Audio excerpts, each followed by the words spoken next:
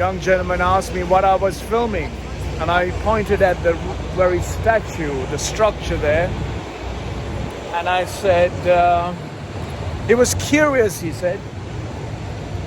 Well, I don't have to be curious. I can see how the humanity functions pretty much every day. This is how the humanity functions.